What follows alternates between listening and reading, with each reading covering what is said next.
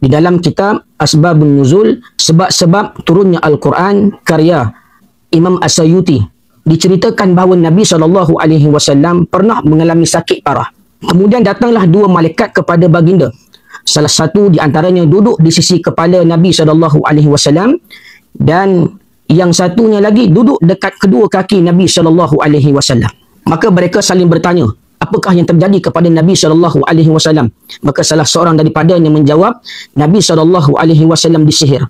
Maka di antara dua malaikat itu saling bertanya lagi, siapakah yang telah menyihir Nabi SAW? Salah seorang yang menjawab, yang telah menyihirnya adalah Labid bin Al-A'sam, seorang Yahudi yang menyihir Nabi SAW berupa simpulan. Di manakah ia sekarang? Di manakah simpulan itu sekarang? Maka salah satu daripadanya, ia telah menjawab bahawa simpulan itu berada di sebuah telaga yang dimiliki oleh seseorang. Di bawah batu yang besar terdapat simpulan sihir yang telah menyihir Nabi SAW. Maka esok paginya Nabi SAW mengutuskan Ammar bin Yasir bersama beberapa orang sahabat. Lalu mereka pergi mencari simpulan itu. Ternyata ketika sahabat mencari simpulan tersebut, maka ternyata ketika itu air telaga tersebut seperti air inai berwarna merah. Jadi mereka menimba air telaga itu, kemudian mengangkat batu besar dan mengeluarkan simpulan itu ataupun buhul sihir itu. Simpulan itu pun dibakar. Ternyata di sana terdapat 19 simpulan. Maka turunlah dua surah perlindungan, iaitu surah Al-Falaq dan surah An-Nas. Kisah ini telah diriwayatkan oleh Al-Imam Al-Baihaqi di dalam Dalail An-Nubuwah daripada Jalul Al-Kalbi, daripada Abu Saleh, daripada Ibnu Abbas radhiyallahu anhu. Di dalam satu riwayat yang lain daripada Aisyah radhiyallahu anha menceritakan bahawa Nabi SAW mengalami sakit tenat sehingga baginda berasa tidak keruan dan mengigau kerananya. Perkara yang telah dilakukan, Nabi SAW berasa ragu-ragu sama ada sudah dilakukan ataupun tidak, dan Nabi SAW merasakan telah melakukan sesuatu yang sesungguhnya dia tidak melakukannya. Dan pernah pada satu masa Nabi SAW solat 2 rakaat dalam solat 4 rakaat. Apabila ditanya oleh sahabat, adakah ada syariat yang baru? Nabi SAW menjawab, tidak ada syariat yang baru. Dan baginda bertanya, adakah aku solat 2 rakaat? Sahabat Nabi SAW menjawab, ya Rasulullah. Lalu Nabi SAW menambahkan 2 rakaat lagi. Lalu Nabi sujud sahwi sebanyak 2 kali kerana kesilapan akibat disihir. Pada satu malam, Nabi SAW berdoa kepada Allah Subhanahu Wa Taala.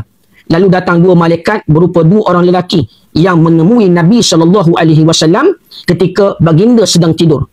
Salah seorangnya duduk di sebelah kepalanya, manakala seorang lagi duduk di sebelah kaki Nabi SAW. Malaikat yang berada di kaki berkata kepada malaikat yang berada di kepala, bagaimana menurutmu? Bagaimana pendapatmu? Maka malaikat di kepala menjawab, ini adalah guna-guna. Maka malaikat di kaki bertanya kembali, apakah itu guna-guna? Maka malaikat di kepala menjawab, ini adalah sihir. Ini adalah sihir. Maka malaikat di kaki berkata, siapakah yang menyihir beliau? Maka malaikat di kepala menjawab, Labid bin Al-A'sam, orang Yahudi yang sihirnya berupa simpulan. Maka malaikat di kaki bertanya, di manakah ia sekarang? Maka malaikat di kepala menjawab, di telaga milik keluarga si Fulan. Yang ada di bawah batu besar itu terdapat simpulan sihir tersebut. Carilah simpulan tersebut, timbalah air telaganya dan angkatlah batu besar itu. Kemudian ambil simpulan tersebut, lalu bakarlah ia. Maka yang seorang lagi membacakan beberapa ayat daripada Al-Quran, iaitu surah Al-Falaq dan surah An-Nas. Inilah sebab turunnya 2 surah tersebut sekaligus. Ini di antara asbabun nuzul surah Al-Falaq dan surah An-Nas. Maka Nabi SAW kemudian terjaga daripada tidurnya. Lalu baginda mengutuskan Sayyidina Ali, Sayyidina Zubair dan Ammar ibn Yasir radhiyallahu anhum pergi ke telaga tersebut. Maka Nabi arahkan beberapa orang sahabat. Siapa nama sahabat tersebut? Salah satunya Sayyidina Ali, Sayyidina Zubair. Yang ketiga dia Ammar ibn Yasir, Ammar bin Yasir radhiyallahu anhum pergi ke telaga tersebut. Sampai di sana, mereka melihat air telaga itu seperti rendaman daun inai yang seolah-olah kemerah-merahan darah warnanya. Manakala pokok kurmanya kelihatan bagaikan kepala-kepala syaitan. Maka sahabat pun menimba airnya dan mengangkat seketul batu yang besar, kemudian menemui bungkusan terikat tersebut. lalu mereka mengambil dan mengeluarkannya dari telaga itu. Bila sahabat angkat batu tu, nampak buah sihir yang terikat dan sahabat mengeluarkan daripada telaga tersebut.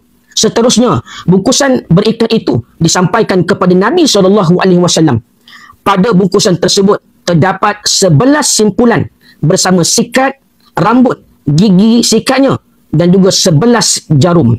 Dan Nabi SAW pun membacakan surah Al-Falaq dan surah An-Nas. Maka apabila dibaca satu ayat daripada kedua surah tersebut, maka terurailah satu ikatan. Dan apabila dibacakan keseluruhan surah tersebut, maka terurailah seluruh ikatan-ikatan tersebut ataupun simpulan-simpulan tersebut. Maka dengan takdir Allah, Nabi SAW dapat berdiri dan seakan-akan baru terungkai dan terlepas daripada belenggu ikatan ataupun simpulan-simpulan sihir tersebut.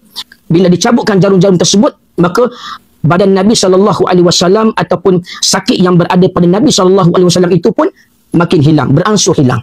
Ini adalah kisah asbabun nuzul ataupun sebab turunnya surah Al-Falaq dan surah An-Nas, di mana Nabi SAW disihir oleh Labid bin Al-A'sam. Di dalam kedua riwayat ini menceritakan kepada kita, yang pertama, sekiranya kita disihir, yakinlah bahawa Allah Subhanahu Wa Taala Maha Penyembuh bagi diri kita.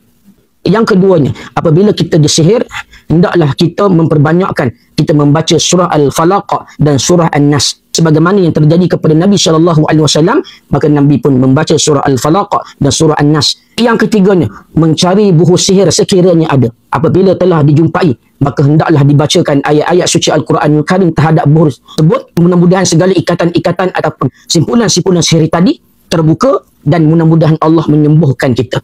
Dan seterusnya, buah sihir tersebut hendaklah dibakar.